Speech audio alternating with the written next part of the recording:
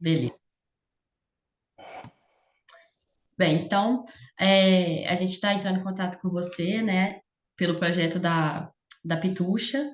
A gente escolheu o seu projeto para fazer nosso trabalho, só que a gente tinha muita pouca informação sobre ele. Então, para iniciar a entrevista, a gente queria que você contasse um pouquinho qual que é o objetivo do projeto, para a gente conseguir entender melhor. Tá? Eu posso contar um pouquinho da história, que eu acho que Pode, facilita. pode. Em 2016, meados de 2016, a ProEx procurou o curso de letras, na época não era eu a coordenadora, porque nos últimos 5 anos na coordenação, a professora Jane Quintiliano era coordenadora do curso, e eles procuraram a professora Juliana, porque eles já tinham um projeto de inclusão com deficientes intelectuais adultos. Eles faziam uma espécie de trabalho de letramento digital. Só que eles evidenciaram uma coisa: os meninos não sabiam ler nem escrever. Então, apesar de eles terem uma certa intimidade com o meio de, né, com as questões digitais, eles não sabiam ler e escrever. Então, eles pediram esse projeto para o curso de letras, e a coordenação, na época, me pediu para eu fazer esse projeto. Por quê? Por dois motivos. Eu trabalho com alfabetização no curso de letras e na pedagogia. Desde que eu entrei na PUC, há 22 anos, eu trabalho com essa disciplina de alfabetização. E também, no meu mestrado e no meu doutorado, e nas minhas condições, muitas orientações lá na pós, eu trabalho com condições atípicas de linguagem. Então, por exemplo, com crianças que têm dificuldade no processo de aquisição da linguagem oral, com pessoas com afasia, com pessoas com algum tipo de déficit linguístico, que normalmente não é um déficit de inteligência, mas é um déficit linguístico. Por exemplo, no meu doutorado eu trabalhei com crianças, elas são psicólogos, médicos não conhecem essa terminologia de modo geral, não. Quem conhece normalmente são os fonoaudiólogos. Crianças DEL, déficit específico de linguagem. Elas, em tese, elas não têm problema de autismo, nem problema de audição, nem problema motor para falar, mas elas não produzem determinados constituintes linguísticos de um modo geral. Por exemplo, eu disse menina bonita. Em vez do eu disse que é menina, o que é uma fala mais telegrada.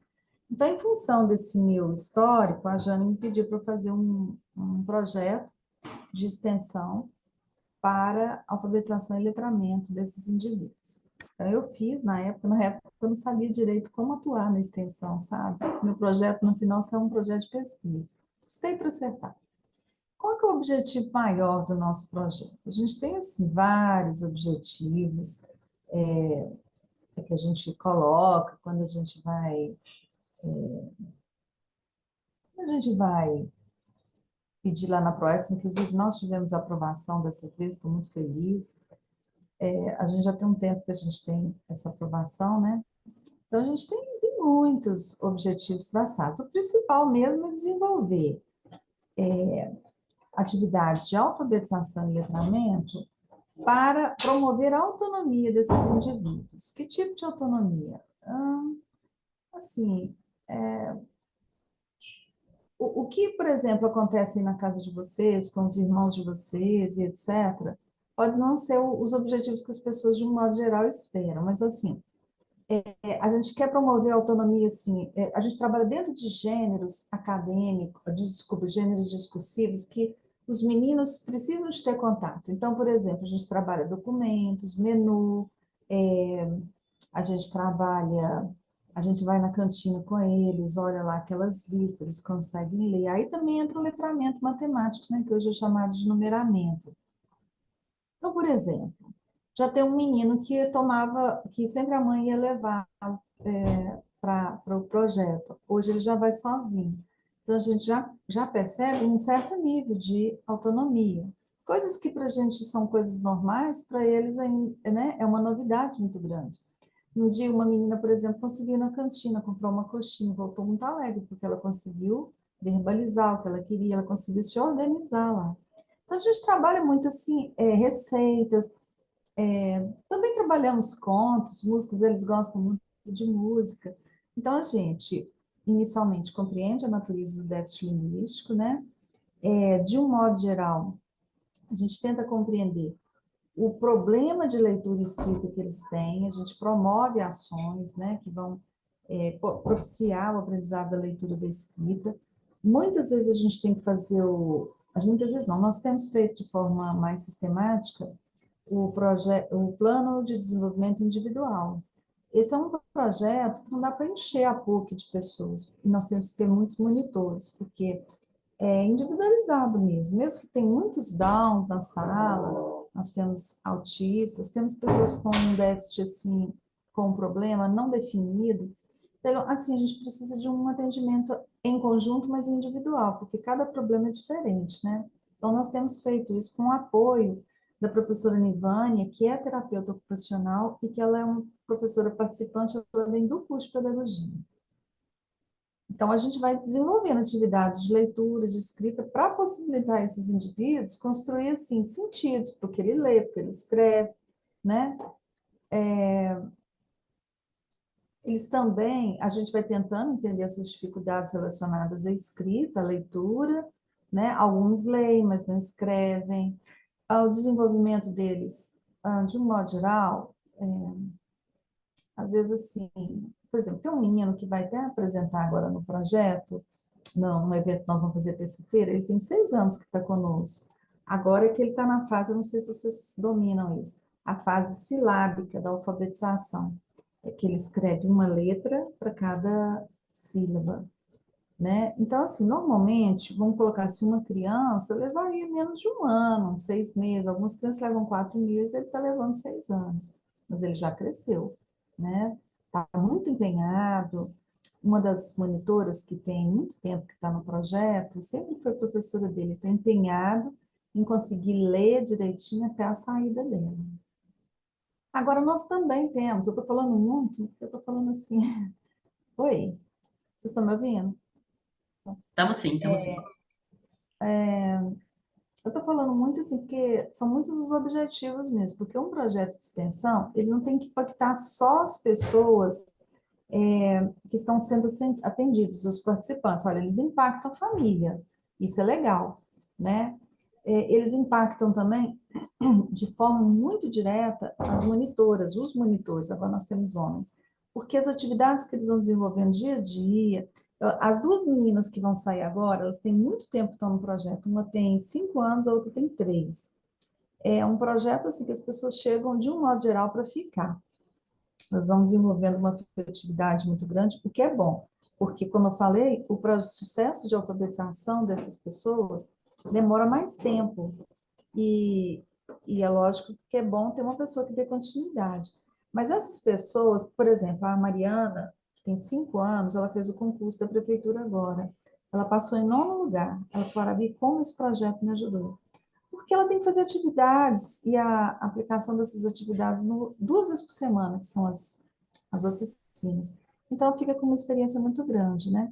E nós, professores, que estamos na orientação, eu às vezes vou lá, eu oriento as atividades. Por exemplo, amanhã, quinta-feira, eu vou apresentar um projeto, vou apresentar um trabalho, um trabalho de pesquisa que aconteceu dentro do projeto, sabe? A gente já ganhou prêmio em 2020, num evento internacional. Então, assim, tem muitas coisas bacanas acontecendo nesse projeto. Tá, respondi um pouco? Falei? Respondeu muito na realidade. E como a gente não conhecia, assim, na hora que a gente foi formular as perguntas, ficou até meio difícil pra gente, tipo, onde é que a gente começa, sabe? Uhum. Mas enfim, respondeu sim, obrigada, viu?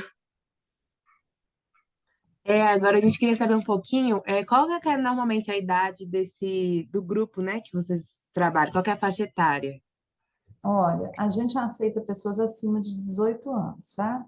Aceitei uma pessoa com 17 anos, porque ele ia fazer 18, daí uns 3 meses. Eu tenho muita dó, sabe, gente? Porque tem uma frase que me impactou, eu até falo isso nos eventos, nas reuniões com as pessoas. Isso já foi falado 2 vezes em reunião com pais. Eu pergunto por que que eles gostam, né, do projeto. Eles só elogiam, de um modo geral, eles são muito gratos. É um projeto que a gente trata os filhos deles com muita atenção. Eles veem o empenho dos filhos, levantam, vão para o projeto, eles falam, estudo na PUC, né? Os irmãos estudam, os colegas estudam, ele também estuda. E esses meninos, então eu aceito, porque de um modo geral, essas pessoas não têm muito espaço na escola regular. Até os 17 anos, a escola regular é obrigada a aceitar. Mas assim, os relatos são horríveis, sabe? Aí um dia eu perguntei, por que que vocês gostam do nosso projeto? Ah, porque vocês tratam os nossos filhos como gente.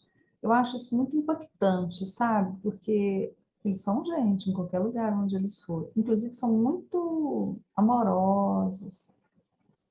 Aí, é, eles, de um modo geral, eu aceito acima de 18, mas de um modo geral, os nossos alunos têm de 22 assim, a 40 e poucos. Nós temos uma pessoa de 54 anos, atualmente, e temos essa que está fazendo 18 agora. Mas, assim, a média é, assim, 25 a 35, 38. Mas, assim, você conversando com eles, parecem, assim, o rostinho deles parece que eles têm 17, 18 anos, e, lógico, a mentalidade muitas vezes é de uma criança. Embora eles passem por questões assim, que todo mundo passa, nós temos casal de namorado, nós temos uma menina lá, ela é novata, a Vitória, ela é modelo e ela é casada com um rapaz, ele tem até, tá até nas redes, chama Dudu do Cavaco. Vocês conhecem? Então, a Vitória é a esposa dele, eles moram nas casas dos pais, mas eles são casados.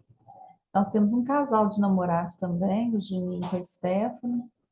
Então, assim, eles têm as suas demandas, né? De forma, às vezes, muito inocente, sabe? O Juninho e a Stephanie, os dois inocentinhos. A Stephanie é uma gatinha, sabe? Muito tímida, mas muito meiga, bonita. Ela vai dançar agora no evento com ele. E tem umas meninas que dançam música flamenca. Então, assim, eles desenvolvem outras habilidades, sabe? Nós chamamos uma menina, ela não faz parte do projeto, uma pessoa que tem síndrome de Down, tem 40 anos, para dar uma palestra para eles. Parece que ela é filha de médicos e foi assim, estimulada desde a terceira semana de nascimento. Olha, o nível de estímulo que ela recebeu, a gente vê assim, revelado na fala dela. Ela fez uma palestra para gente.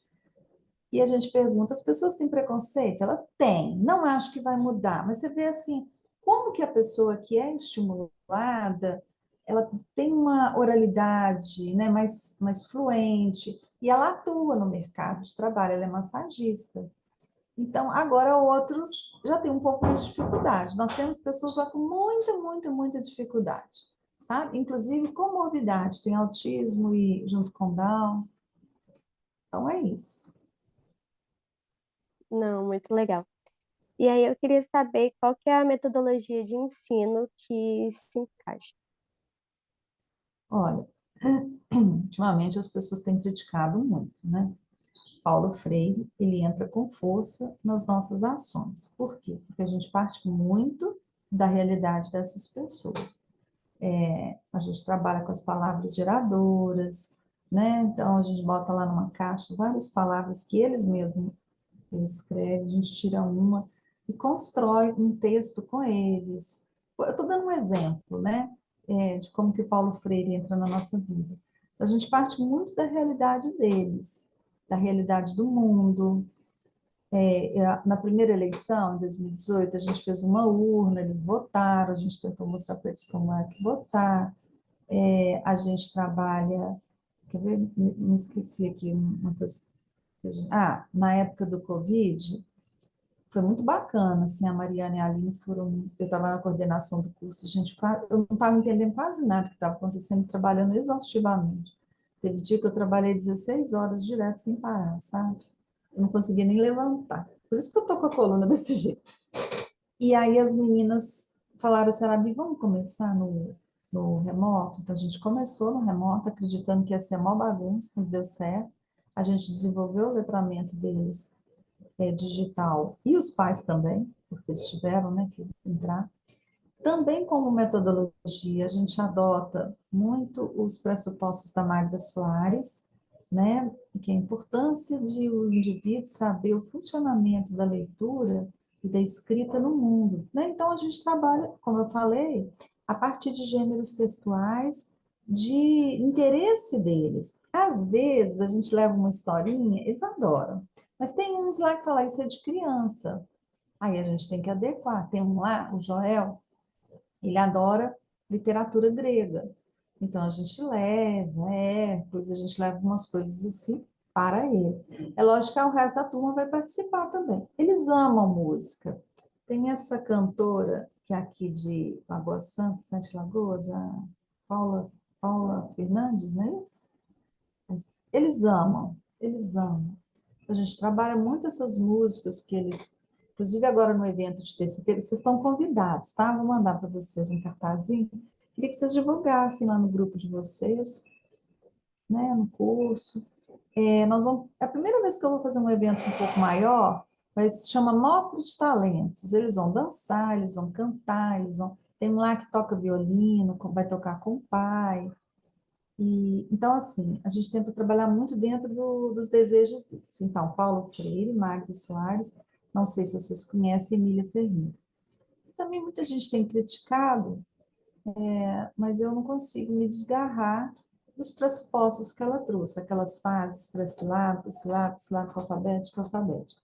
Também trabalhamos a questão da consciência fonológica, englobando a consciência lexical, consciência silábica, consciência fonêmica, porque sem isso não tem jeito, mas o que a gente pensa da Emília Ferreira é o que vem antes dessa fase. Então, a criança chega na fase alfabética, as crianças, o aprendiz, né? Ele chega na fase alfabética escrevendo uma letra para cada som. Então, por exemplo, hoje, O-G-I, ele está alfabético, só que tem as questões relacionadas à ortografia.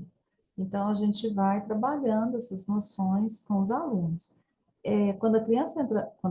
gente fala criança porque eu trabalho numa disciplina de alfabetização para séries infantis, né, para os anos iniciais, então eu estou automatizado. Lá eles são adultos.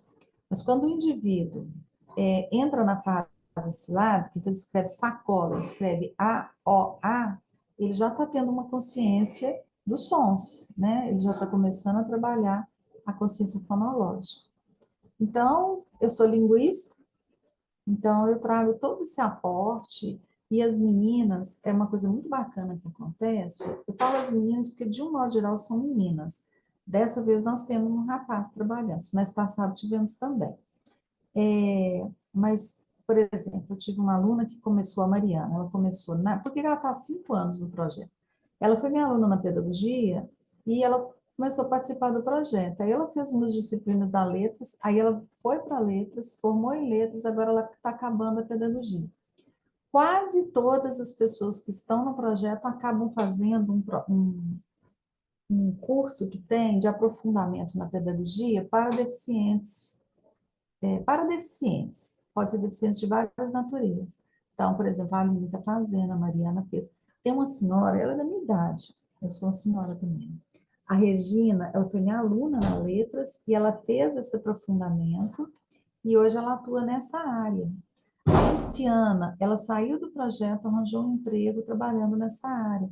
Então, assim, há uma extensão para além daquele projeto, sabe? É uma formação, assim, tão bacana que elas vão procurando se formar melhor. Tem gente que vai embora, chega no curso, no projeto. De um modo geral, quem fica é o pessoal da letras e da pedagogia, sabe? Eu já tive alunas da psicologia, mas não fica muito tempo, não. Acho que é o ethos do curso, né? É isso. Então, esses são os pressupostos que eu mais uso. Paulo Freire, Magda Soares, Emília Ferreira, e autores ligados a essa questão da consciência fonológica. E quais são as diferenças, melhor, quais são as características socioculturais do grupo? São pessoas, eu fiz até um questionário recentemente, porque chegaram muitas pessoas novas, muitos tem 6 anos que estão no projeto, eles estão lá. O grupo maior é o que permanece. mas chegaram pessoas novas, eu apliquei um novo questionário, até mais maduro, assim, perguntando um pouco mais sobre o déficit e questões socioeconômicas. Se eles falaram a verdade, a maior parte recebe, a gente morre de dó, um salário mínimo. A maior parte não recebe ajuda do governo. Tem duas pessoas até que me pediram recentemente um relatório para tentar obter alguma coisa no governo, sabe? Uma espécie de uma ajuda. Quase todos vêm de classe mais popular. Eu acho que tem gente que mente um pouquinho, talvez eles pensam assim, se eu não falar que eu sou pobre, eu não consigo entrar, porque o projeto é de graça, a gente pede R$ 10 para tirar xerox, e também não é obrigado, não.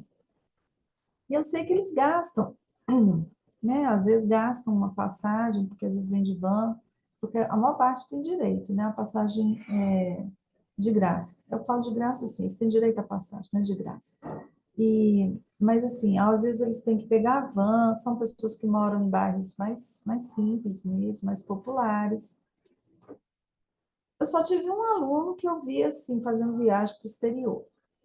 Vejo que alguns que têm chegado agora são mais estimulados, fazem aula de dança, fazem aula de música, os que estão chegando agora. Nós estamos fazendo uma parceria com o Mano Dal e eles estão fazendo muita propaganda. Então, tem meninos que estão chegando. Eu não sei se esse estímulo maior que eles receberam é do Mano Dal ou é porque a família conseguiu, de alguma forma, um recurso financeiro. Quer ver? Deixa eu abrir aqui, rapidinho. Deixa eu ver aqui.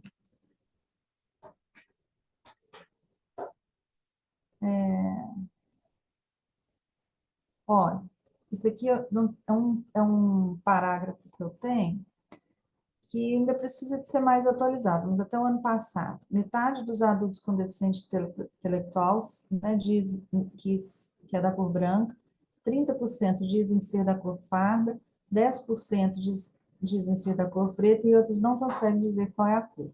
Eles falaram, não quero falar isso. A maior parte dos indivíduos atendidos no projeto esteve no ensino fundamental, completando ou não. 2 adultos com deficiência intelectual estiveram no ensino médio, sendo que um o completou.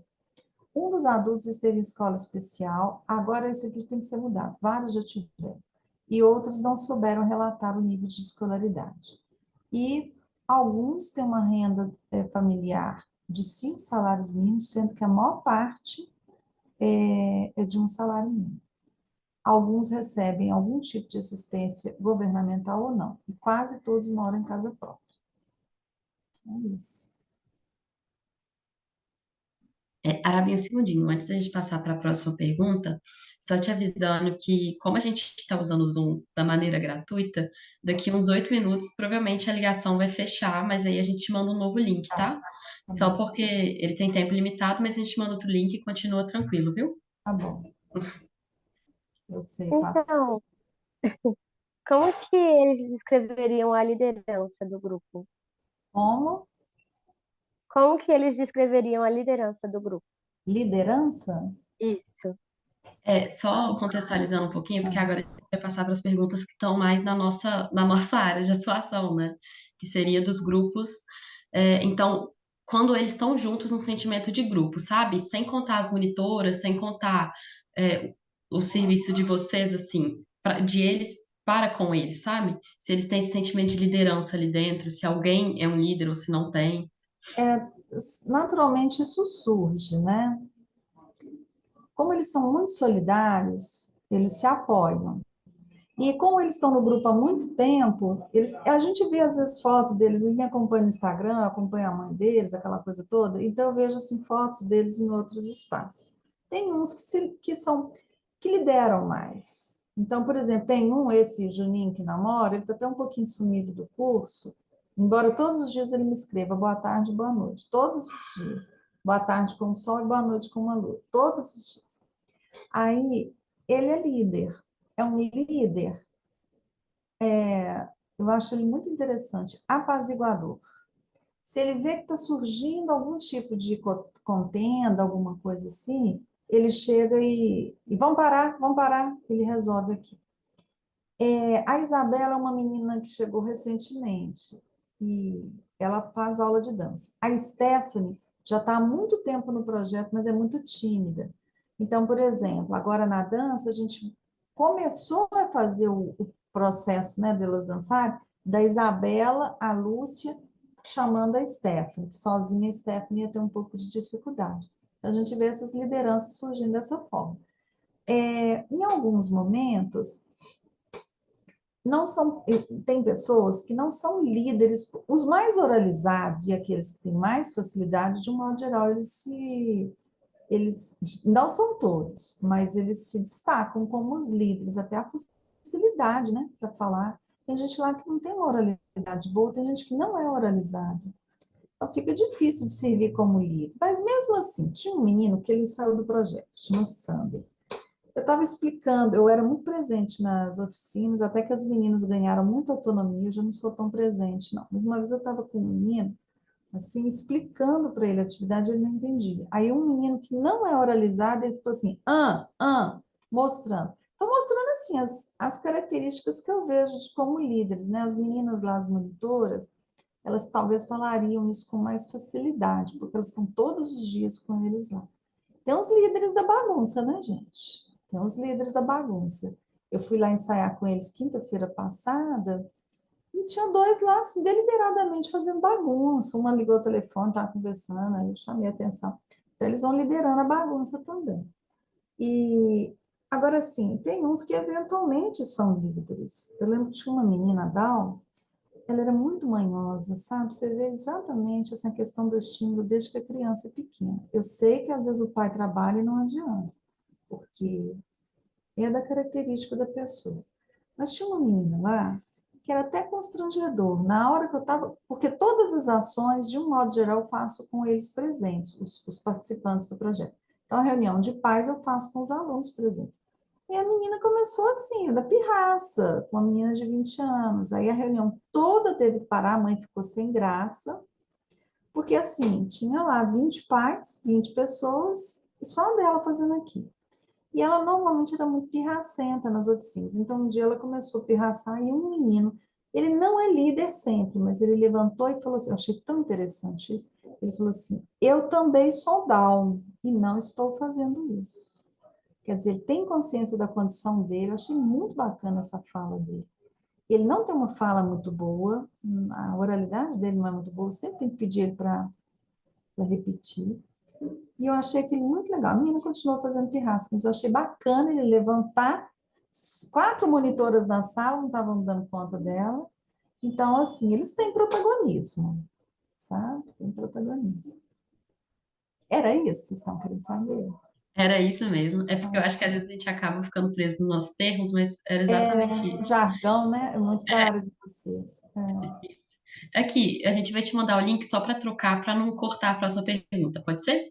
Tá. Então, já nos vemos. Espera aí.